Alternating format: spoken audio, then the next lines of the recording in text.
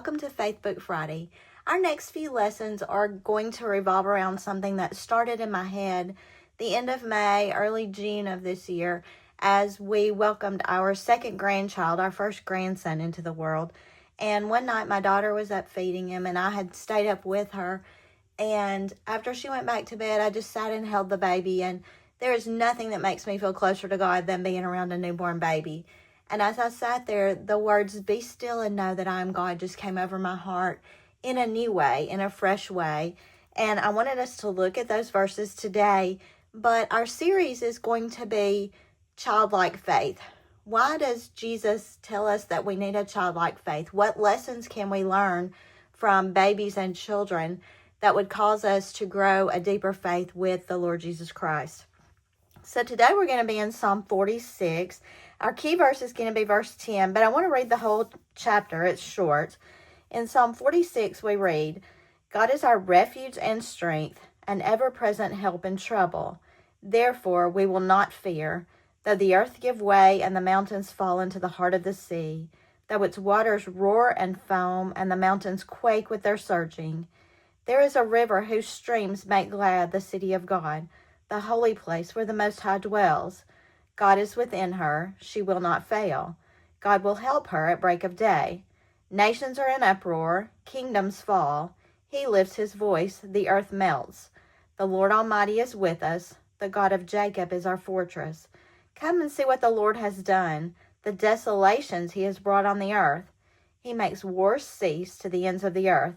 He breaks the bow and shatters the spear. He burns the shields with fire. He says, 'Be still and know that I am God. I will be exalted among the nations. I will be exalted in the earth. The Lord Almighty is with us. The God of Jacob is our fortress.'"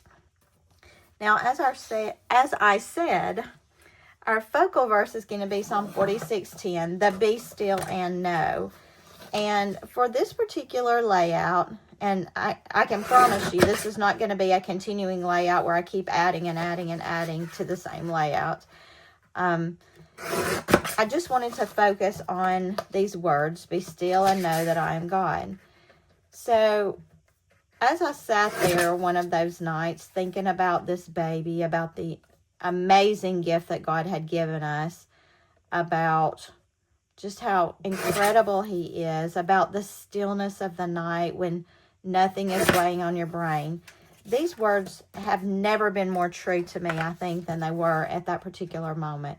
I want to say this was a couple of few days into the baby being home, and my daughter and I had been up every night together, and there was just a calm peace about being up at night with him, with her, just trying to encourage her and help her. And it was just a really special time. But it was a time in which I just felt God making himself so very real in my life. When I was looking back at those verses, I didn't even necessarily know all the verses that came before the "Be still and know that I am God." But it talks about the Lord Almighty is with us. Come and see what he has done. Of course, that's talking about desolations. But we have fear. The earth gives way. The mountains fall. A birth of a baby is a miracle. And I think sometimes we downplay that. We just think, oh, this is something that happens. But there are way too many times that things don't go exactly right in the birth of a child. And horrible things happen. So, part of my still reflection on God that early morning was the fact that this baby was perfect. He was healthy. He was fine. My daughter was fine. There was just a lot about God and his grace and his mercy over them during that time that I was reflecting on. So what I've chosen to do for this is I'm going to be using these peekaboo pockets. Now these are 3x4 pockets, and we're going to pull apart each phrase. Be still and know that I am God. We're going to pull those phrases apart, and then I'm going to put them onto this page. Now, I did print out the reference. This piece of paper is from Keep the Faith. It's a Creative Memories paper that we had a long time ago. It's been discontinued. But I just felt like it was so appropriate with the sunrise or the sunset. In my opinion, it feels like a sunrise because every morning we would be awake to see the sun come back up after we had been up with the baby. All of this just makes me think of God in such a real and tangible way. So let's look at the phrase be still first. And I'm going to be writing some things on the back of this and then probably even underneath. I'm not sure yet. But the phrase be still, what does that mean to us?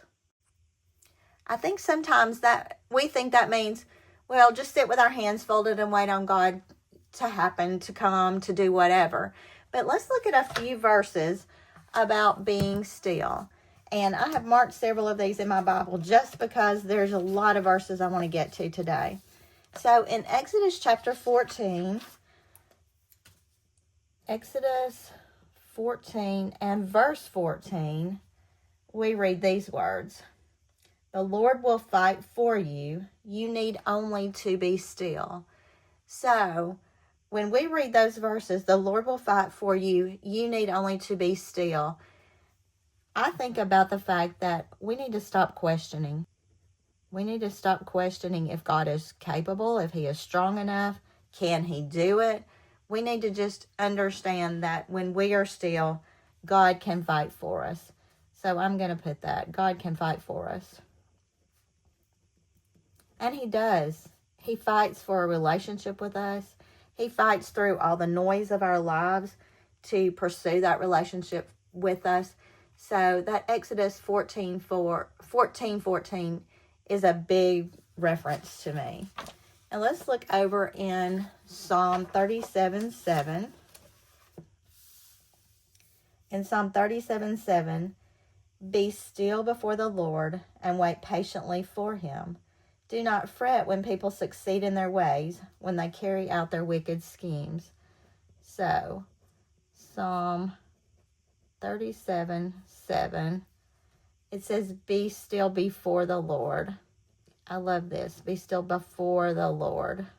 And it also goes on to say, wait. And how are we to wait? We're to wait patiently. So a part of being still before the Lord is not just sitting there with our hands clasped and not talking. It's waiting patiently, but also waiting expectantly for God to do something. We're being still. We're not worrying about what other people are doing. We're not looking at what they're doing. In fact, this would be a good reminder to all of us to turn off our phones or turn off electronic devices, turn off devices. Because this verse, I think more often than not, we sit and we're quiet, but we're scrolling through social media and we're seeing what's happening with other people, and we're not actually being still before the Lord. We're just sitting there. We're sitting there quietly, but we're not really being still before the Lord. Let's look at another verse, and that is in 1 Samuel 12:16. So in 1 Samuel 12, verse 16, now then, stand still and see this great thing the Lord is about to do before your eyes. Now, this is Samuel talking, and he is about to show a miracle from God to the people, but he says, stand still. That's interesting to me because often when I think of being still, I think of sitting. But he's telling them, stand still and watch what God is about to do. So again, there's that expectation to see what's coming next. This is not just a passive waiting. It's a waiting with anticipation. It's a waiting that offers our praise to God. So while he is waiting, he's praising God to the people by telling them, look what God's going to do. So in our being still, our heart should be in an attitude of praise to God. And one final verse related to being still is in Luke 10 and verse 39. And I'm actually going to start this at verse 38. As Jesus and his disciples were on their way, he came to a village where a woman named Martha opened her home to him. She had a sister called Mary who sat at the Lord's feet listening to what he said. But Martha was distracted by all the preparation that had to be made, and she came to him and asked, Lord, don't you care that my sister has left me to do the work by myself? Tell her to help me."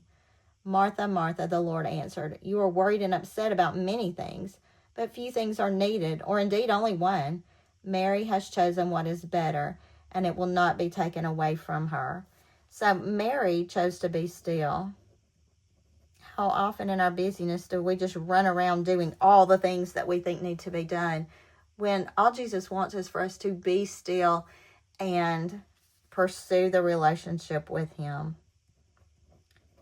Pursue the relationship. So in our being still, it should have a focus. And that should be to pursue the relationship with God during our quiet time, without arguing, without questioning, without moaning, without commenting. We just listen. So that's a hard one for me sometimes. Be still. And those are all the things that it means. Stop questioning. Be still and wait patiently. Wait expectantly. Turn off my devices. Watch God. Praise God. Mary chose to be still. So should I. And she was commended for that. So obviously it's not a bad thing for us to be still when we are pursuing that relationship with God. So be still. And the Be Still and Know That I Am God is in your printables on Facebook if you want to print those out. Let's look at and know. Now, and know is a little bit harder because knowing means that we are sure, we have no doubt, we have faith, and we need no second opinion. When we talk about knowing God, it is a deep, abiding relationship with him that is filled with certainty, which is filled with faith. And that faith comes from experience, and experience with God, experience seeing God do the things he says he's going to do. And for this, we're going to look in Jeremiah 29, verse 13. In Jeremiah 29:13. Now, there's a whole section about this. And let me tell you, this verse, or these verses around here, are often misquoted because people say, well, God's got great plans to prosper me, not to harm me, to give me hope in a future. These verses were actually written to the Israelites when they were in exile in Babylon. And yes, he did have great plans for them, plans to prosper them, plans to give them hope in a future.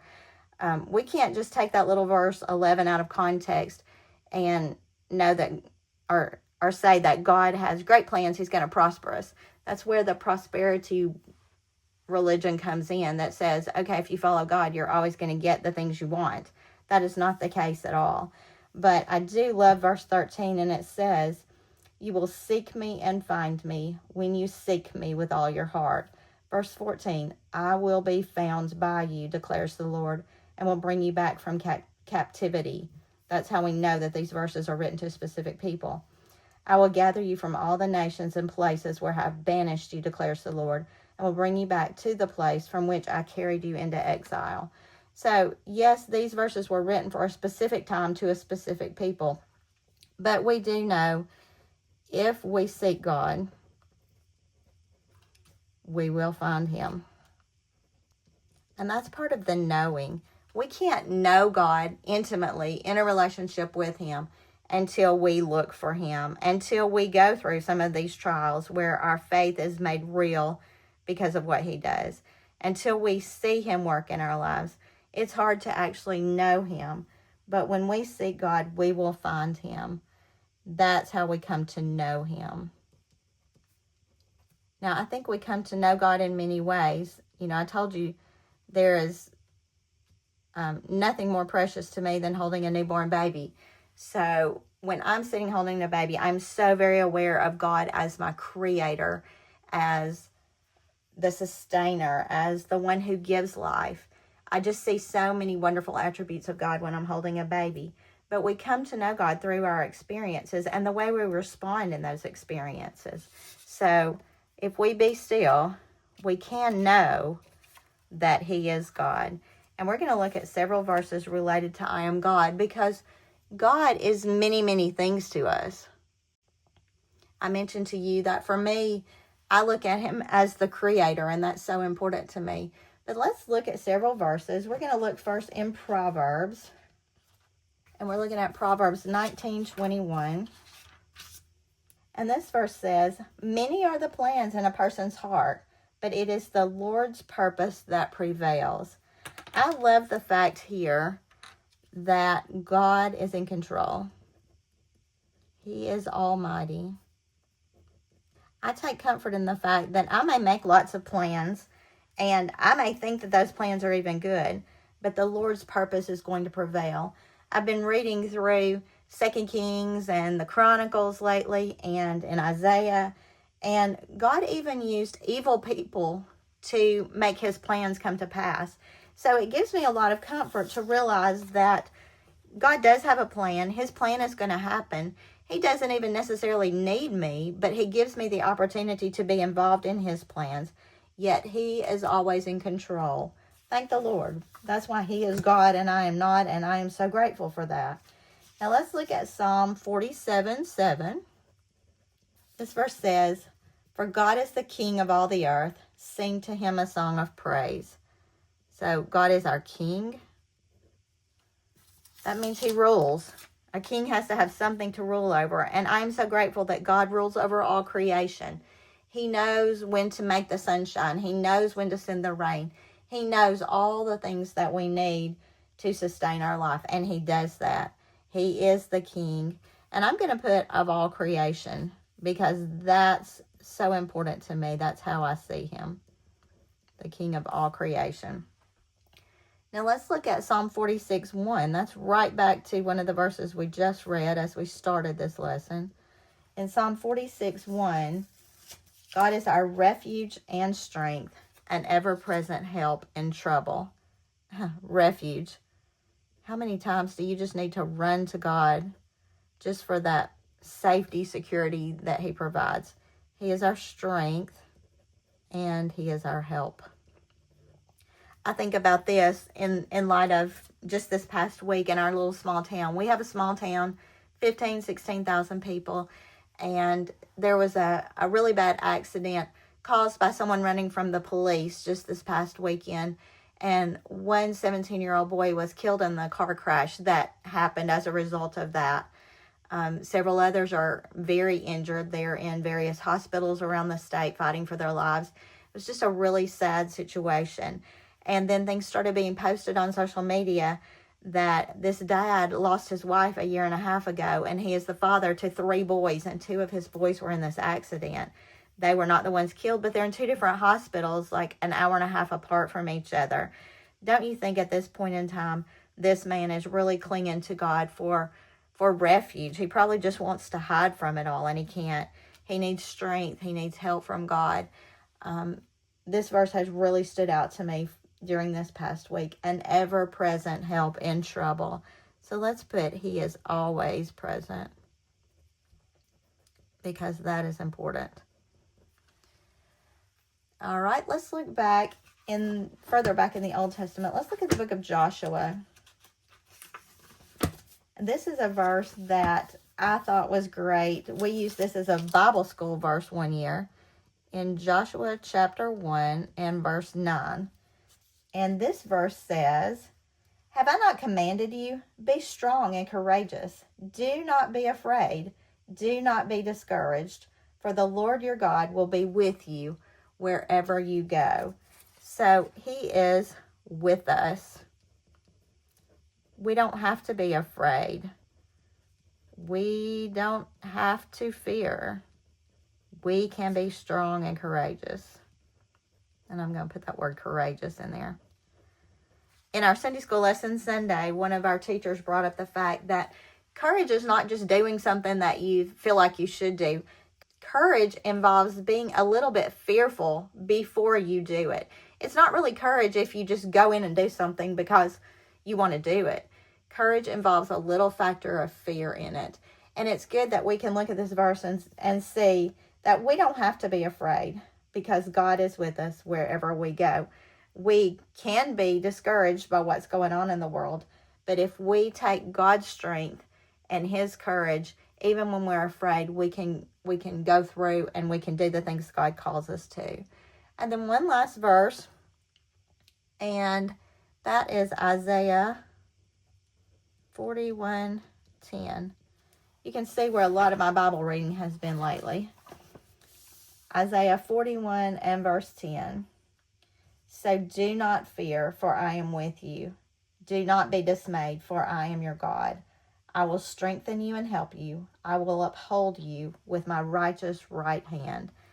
So God is a God of strength, once again, and help. He holds us. As I sat there holding that baby, all I could think was, this must be how God feels about me. You know, I hope that he looks at me and he thinks, wow, I love this creation. I love this person that I made. I love to just hold this person and be with this person and spend time with this person and watch this person grow and mature. I hope those are the things God is saying about me. So I pray for all of us this week that you would take the time to be still and know that I am God. Look for ways that God is particularly special to you, things that really stand out to you about him. And pray about those things. Thank him that he is the God who does these things, that he is the God who is in control, that he is the God of creation, the King of creation. He is our refuge, our strength. He is always present. We don't have to fear. We can be courageous because he is our strength and our help, and he holds us. Now, as we continue on in these lessons, I'm going to be giving you some lessons that I've learned from my toddler granddaughter, from my infant grandchildren, and we'll just see what God has to say to us about being his children and knowing that he is in control. Until I see you next time, just remember that every page tells his story.